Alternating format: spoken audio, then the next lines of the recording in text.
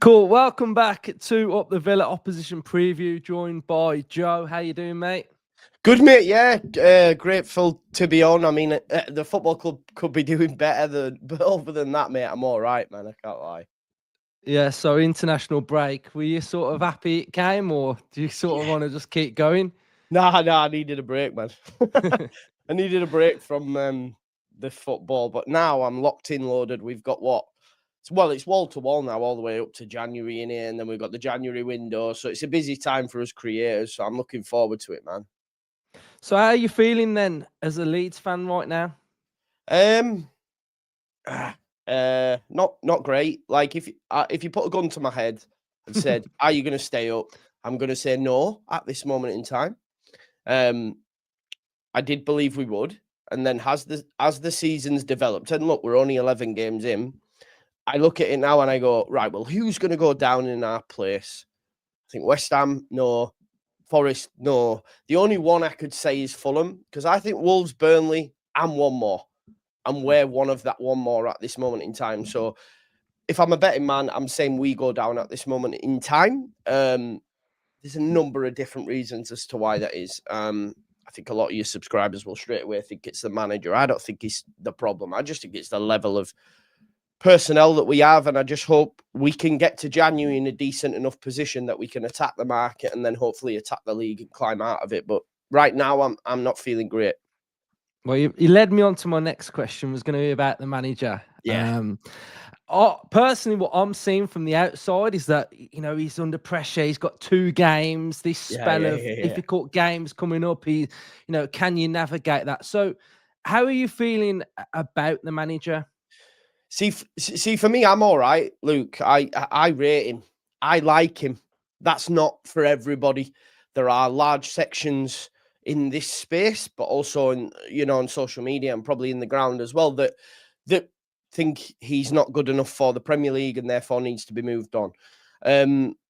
We've been competitive in a lot of games. Away from home leaves a lot to be desired.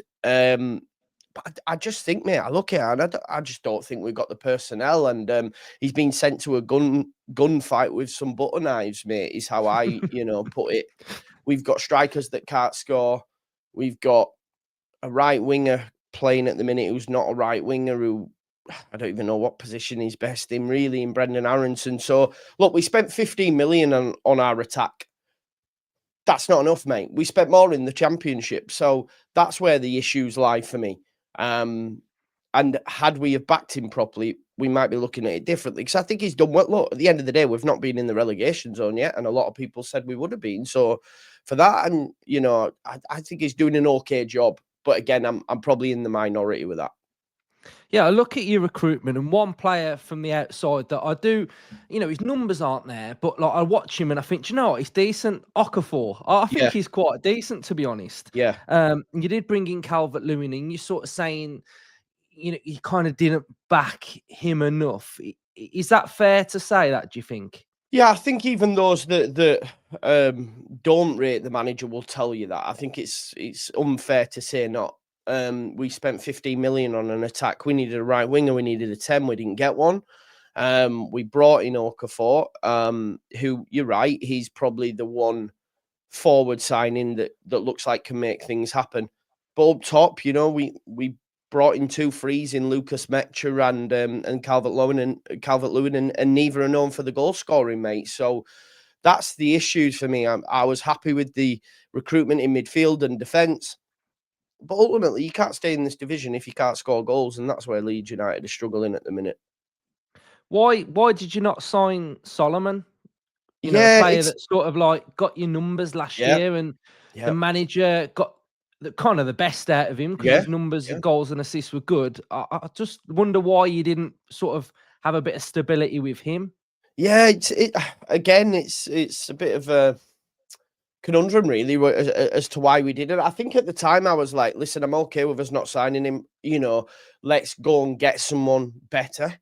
Because I felt that in the Premier League we probably could have. But now you look with hindsight, and I've said it many times, what I'd give for him right now. He did play on the left like Okafor, though, so where would we have fit him in? I'm not too sure. I'd have been okay with Okafor as a replacement had we have got extra bodies elsewhere, and that's where we've really let ourselves down, Luke. You know, we tried to sign Buonanotte. He was coming, and then all of a sudden he goes to Chelsea. We tried to get Harry Wilson from Fulham. He was coming, you know, we had a plane booked and all that sort of stuff, and then that fell through.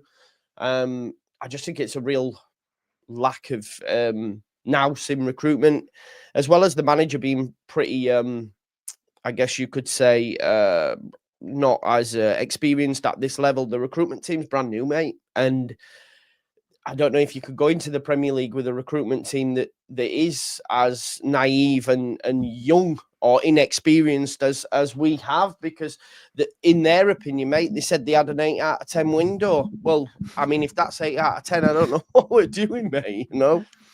To be fair, the window that you had last time was actually quite decent.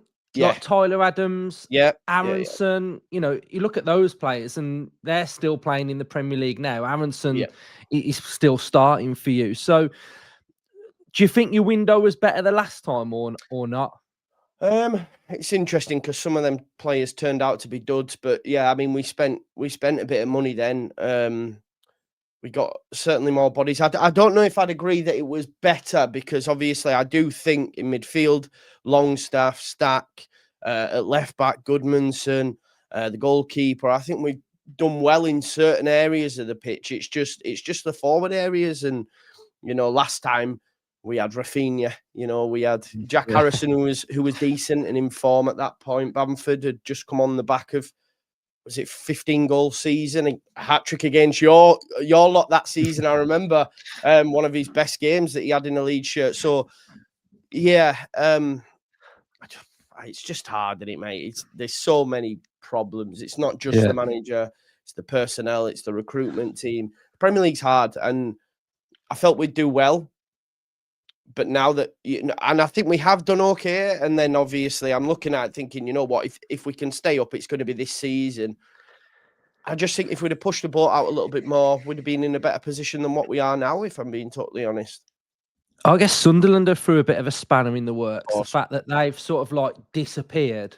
Wolves have been the mainstay team that have already pretty much announced relegation. So like you're saying earlier, it's difficult to see who would be that other team. But talk to me about sort of like your style of play then. Has he adapted from the Championship to now, or is he sort of playing the same type of football? It's difficult, mate, because in certain games we've gone direct. We've tended to sit in, and I think what's really is quizzing Leeds fans at the minute is trying to decipher what our style of play has been over the last few games, because it's been a mishmash of many.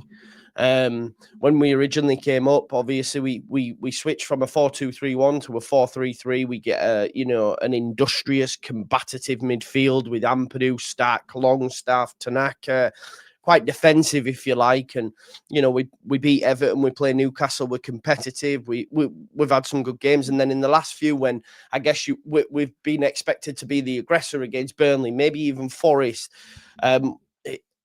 he hasn't been able to switch the style as such from that 4-3-3 to maybe a 4-2-3-1, because we don't have a 10, we don't have an out-and-out right winger, or didn't have one available at the time due to injuries. So it's been hard. I think some games have been direct and it's worked, but then if you look at it over recent weeks, it's been a bit more patient build up, but then again still struggling to create chances. So a lot of people have said, like, over the last few games, what are we trying to do? Are we trying to possess the ball? Are we trying to move it up the thirds quick? It's a mishmash at the minute. And again, you know, you've probably got Farke wanting to play a certain brand, and the personnel that we've got not enabling him to play that brand of football, you know?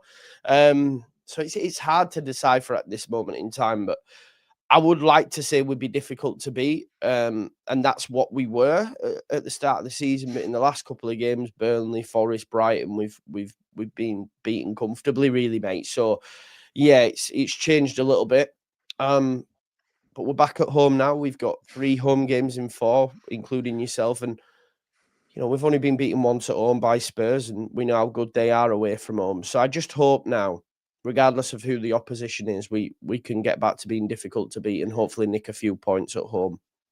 Yeah, I watch your content, and you are very passionate, and you are upbeat fan. But I can Yes. kind of hear it in your voice that it's. Oh yeah, mate. I'm like, it's winning. You know what I mean? Winning. But I feel like, do you kind of feel like getting into the Premier League is amazing, and then you quickly realise how difficult it is to even stay in this league? Yeah, no, of course. Like, I mean, listen, I've been on many shows this summer. I've been quite bullish and saying, listen, we're not Ipswich, we're not Leicester. We're coming up. We're going to give it a real go. And if we're being honest, if we look at the league table now, I think all three newly promoted teams have given it a go. They have. Sunderland are flying. Burnley are not in the relegation zone, nor are we. We're being competitive in games. And then the season started, and you're going, Wolves are struggling, West Ham are struggling, Forest are struggling. I tell you what, this could be it. Wolves, I think, are done. I think the managerial changes at Forest and West Ham have really helped. I mean, West Ham couldn't buy a win at home, and then they win 2 and score 6 goals in doing so. So you look at them and you go, right, okay, I think they might have turned a corner now. So will they go down? And then Forest, I just think they've got too much in terms of personnel. They've bought well. And Dyche, okay, he hasn't pulled up trees, but in 5 games that he's played, including in Europe, he's only lost once. So you could argue, he's started to turn a corner.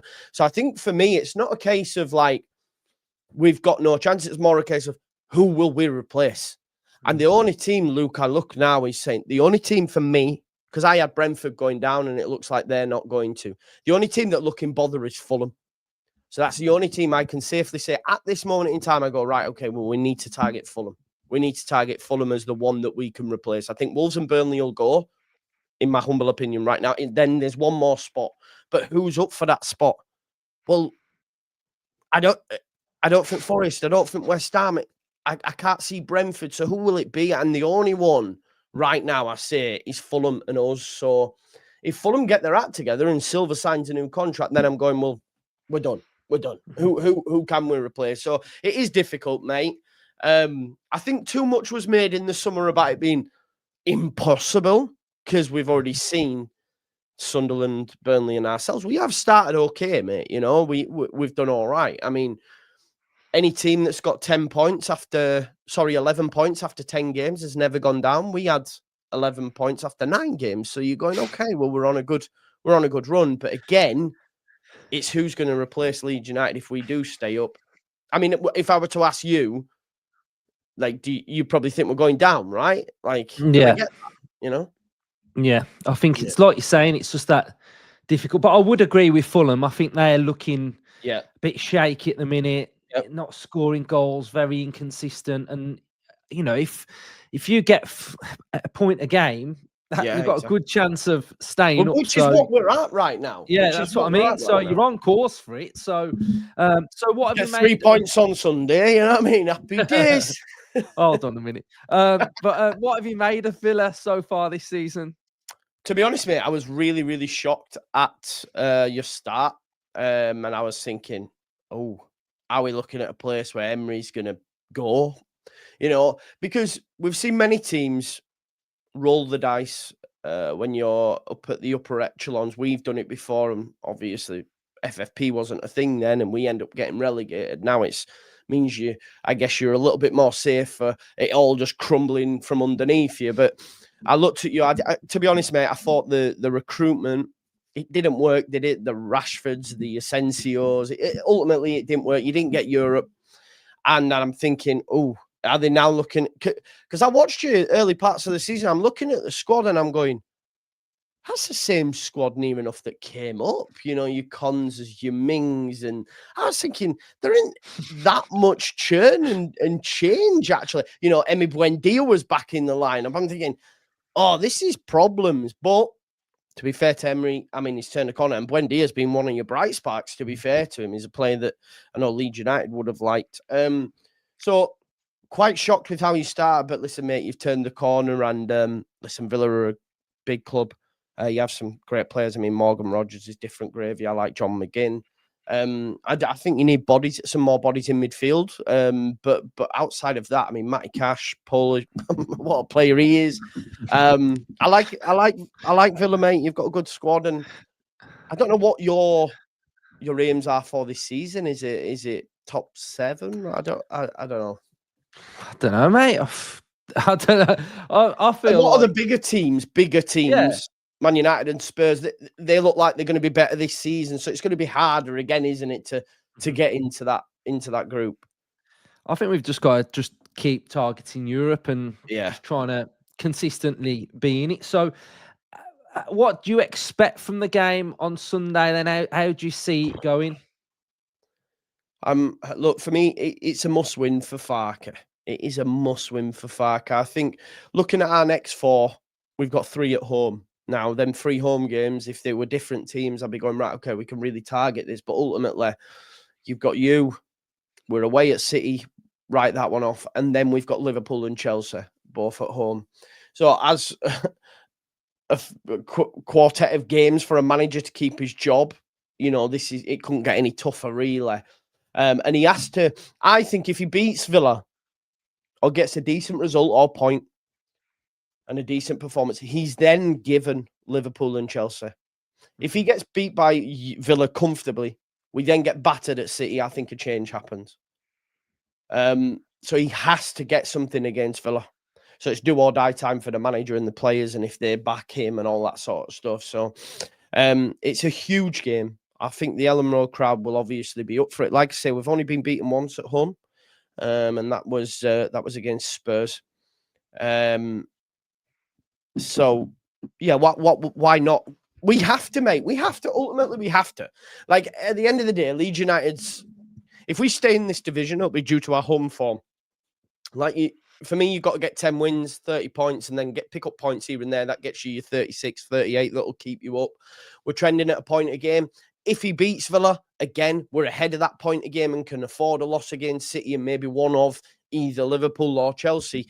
But I'm not in the mindset like many fans are, like these are all 4 losses. It don't work like that. I think Leeds United at home against bigger teams will put in better performances. I think Leeds United's better performances have come against better opposition, minus Arsenal, of course, where we got beat 5-0. Because the players are up for it. Yourself, there's a lot of mindset in football. I know that midfield's going to be looking at this Aston Villa team, the likes of Rodgers, Watkins, internationals going, come on, we belong here.